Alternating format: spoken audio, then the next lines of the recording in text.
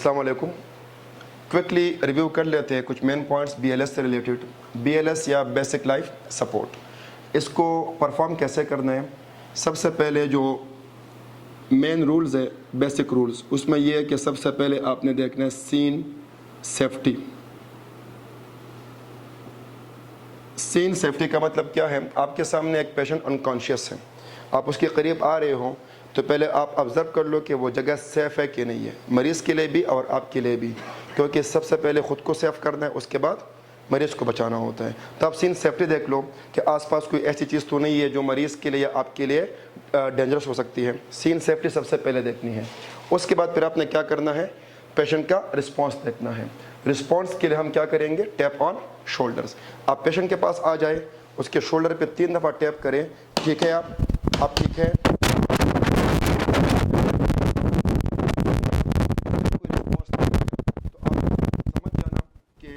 अब मदद के लिए बुलाने की ज़रूरत है। You will call for help. अब कॉल फॉर हेल्प कैसे करेंगे, डिपेंड्स कि आप अस्पताल में हो या अस्पताल के बाहर हो। अगर आप अस्पताल में हो तो आप कह दोगे कोड ब्लू। कोड ब्लू में आपका इमरजेंसी रिस्पॉन्स टीम आ जाएगा। लेकिन अगर आप अस्पताल के बाहर हो तो एग्ज़ाम में एक्ट करना है अकॉर्डिंग टू द सिचुएशन। वो आपको कह देंगे कि आपका पेशेंट कोलैप्स हुआ है पार्क में, पेशेंट इज इन पार्क, या किसी मॉल में है। पार्क और मॉल ये रश एरियाज है कि नहीं है, या पे रश हो गया, पे आप अकेले नहीं होते हो।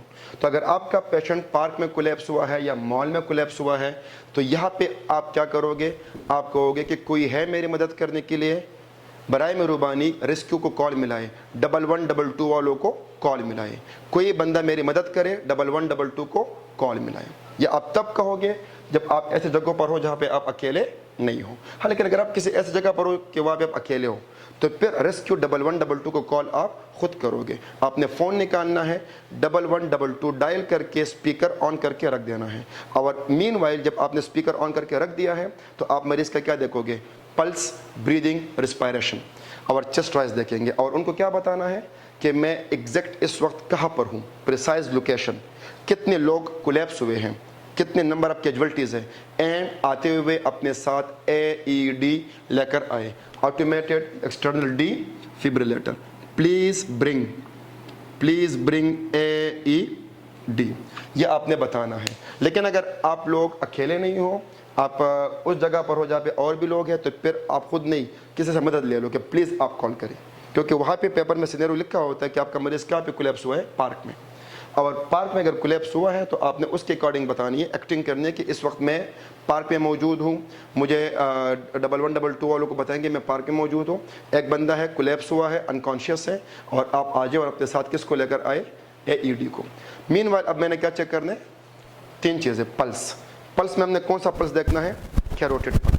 कैरोटिड पल्स के साथ साथ मैंने अपने ईयर को करीब लेकर आना है टुवर्ड द नोज़। और नोज़ के करीब क्यों आऊँगा, क्या पता वो गैस्पिंग में हो, तो मैंने ब्रेथ साउंड्स को सुनने के लिए उसके बिल्कुल नाक के करीब कान लेकर आना है। और जब कान नाक के करीब आ जाएगी तो आंखें किधर होगी, चेस्ट पे आइज़ क्यों होने हैं, चेस्ट राइज को देखने के लिए। या आप चेस्ट पे हाथ भी रख सकते हो, you can also place your hand, ताकि चेस्ट राइज हो रहा है या नहीं हो रहा। तो या आप हाथ रख दो या आप आंखों से देख लो, लेकिन आंखें ऐसे होनी चाहिए। और ईयर किसके करीब होगा, नोज़ के करीब। और मीन वाले किसको चेक करना, पल्स। बट बी विजिलेंट कि आपने ये सब कुछ 10 सेकंड से कम टाइम में करना है, टाइम इसमें ज़्यादा वेस्ट नहीं करना। अब मरीज़ का पल्स नहीं है, उसकी ब्रीदिंग नहीं है, या वो गैस्पिंग में है, चेस्ट राइज नहीं है, आप लाउडली शाउट करेंगे, no pulse no breathing, starting CPR। No pulse no breathing, starting CPR। अब जब आप CPR शुरू करोगे तो CPR का तरीका क्या है कि ये आपका लेफ्ट हैंड आगे कर दो, ये आपका राइट हैंड है, तो आपने राइट हैंड से लेफ्ट हैंड को ऐसे क्या कर दिया, लॉक कर दिया।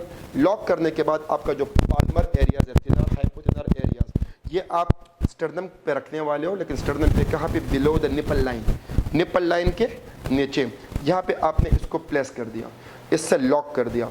आपकी एल्बोज स्ट्रेट, आपकी बॉडी पेशेंट के ऊपर आनी चाहिए। अगर काउच पे आप ऊपर आना चाहते हो, यू कैन आल्सो कम, ठीक है। और जब आप इधर आओगे तो आपने क्या करना है, कंप्रेस करना है।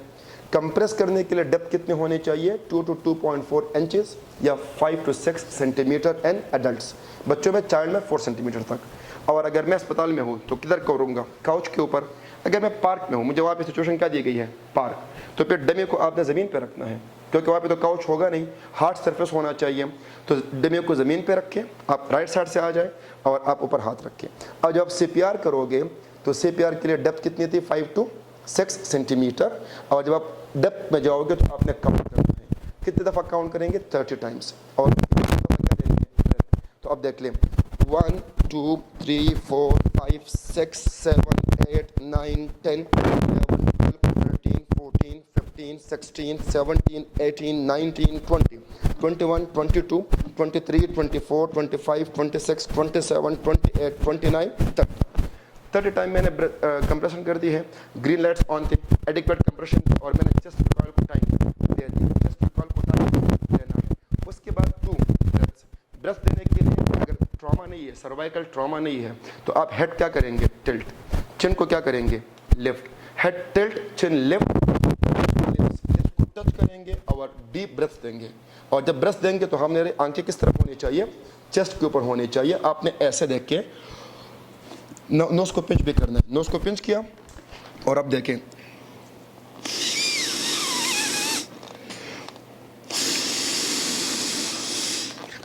चेस्ट राइज हो गया। और मैं किसको देख रहा था, चेस्ट को देख रहा था। तो चेस्ट राइज को देखना ज़रूरी है। आप गलती क्या करते हो कि आप जब ब्रेथ दे रहे होते हो तो आप ऐसे कर रहे होते हो, आप सामने देख रहे हो, चेस्ट तो आपने देखी नहीं, मैंने एडिक्वेट ब्रेथ दिए है या नहीं दिए, उसके लिए चेस्ट को देखना ज़रूरी है।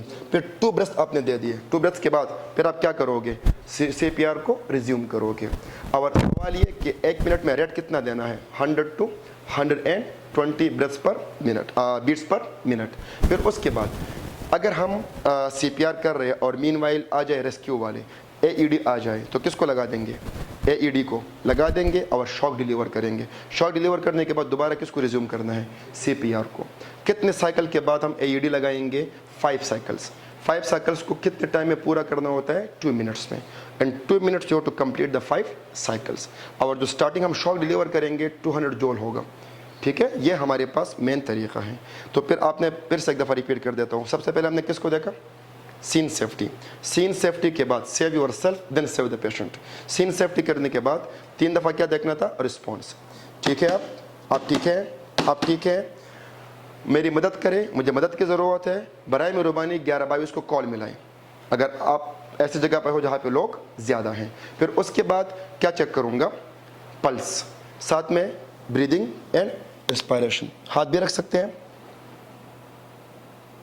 No pulse no breathing, I am starting CPR। CPR शुरू करूंगा तो कितने दफ़ा कंप्रेस करना है, 30 टाइम्स। अब ये और लाउडली काउंट करूंगा अप टू 30। आफ्टर 30 कंप्रेशन फिर क्या करना है, मैंने 2 ब्रेथ देने हैं। उसके लिए नोज पिंच, हेड टिल्ट, चिन लिफ्ट। और जब मैं माउथ रखूंगा तो आंखें होंगे, हाँ तो याद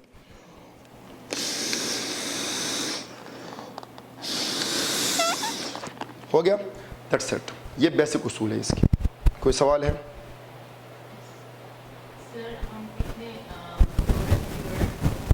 अगर 2 रिस्क्यूअर्स है तो आप 5 साइकिल्स यानी 2 मिनट्स के बाद आप स्विच कर सकते हो। और स्विच करने का उसूल क्या है कि अगर एक बंदा ब्रीदिंग दे रहा था और मैं कंप्रेशंस कर रहा था तो वो ना हो, टाइम वेस्ट ना हो, मैं इस साइड से अगर जा रहा हूँ तो वो बंदा दूसरे साइड से आएगा, ठीक है। और ये इंटरप्शन जो है ये भी 10 सेकंड से कम होनी चाहिए। हाँ, और कोई सवाल? पेशेंट वेंट पे, हाँ तो उसके लिए हम CPR किस तरह? हाँ, वेंट वाला पेशेंट ऑलरेडी उसको इंट्यूबेट किया गया है तो उसको हम और मीनवाइल ऑक्सीजन अटैच कर देंगे, ऑक्सीजन चल रहा होगा। फॉरेन बॉडी, ये पॉइंट ज़रूरी है। अगर फॉरेन बॉडी है तो बिफोर गिविंग ब्रेथ्स आपने कंप्रेशन कर दिए, कंप्रेशन के बाद ब्रेथ देने से पहले उसको एक दफ़ा उसके माउथ को देख लो। अगर आपको कोई फॉरेन बॉडी नज़र आ रही है तो रिमूव इट मैनुअली, उसको रिमूव कर दो then give breaths. Foreign body के लिए देखना ज़रूरी है, ठीक है, ये पॉइंट ज़रूरी है। और दूसरा, ब्रेथ जब हम दे रहे होते हैं तो ब्रेथ कितने सेकंड में होने चाहिए, 1 breath in 1 second, 1 breath in 1 second, then 1 breath in 1 second. तो ब्रीदिंग में कितने सेकंड लग जाएंगे, 2 सेकंड्स लग जाएंगे। और एक चीज़ याद रखिए कि इंटरप्शन ज़्यादा देर के लिए नहीं होनी चाहिए, इंटरप्शन नहीं होनी चाहिए। आसान है ये? कोई और सवाल है? नो, ठीक है। देखो, अगर ट्रॉमा सस्पेक्टेड नहीं है तो फिर आप क्या करोगे, हेड टिल्ट, चिन लिफ्ट। लेकिन अगर ट्रॉमा सस्पेक्टेड है, आपको उन्होंने सिनेरियो में लिखा है कि पेशेंट का हो गया एक्सीडेंट या ये गिरा है, तो दैट मीन्स कि ट्रॉमा सस्पेक्टेड है। ट्रॉमा सस्पेक्टेड है तो फिर आप हेड टिल्ट चिन लिफ्ट नहीं करोगे, क्योंकि सर्वाइकल हो सकता है। उस केस में फिर हमें क्या करना पड़ता है, जॉ थ्रस्ट। जॉ को क्या करेंगे, पुल आउट करेंगे, जॉ थ्रस्ट करेंगे और फिर देंगे ब्रेथ्स। ठीक है, ये दो डिफरेंसेस है। ठीक है।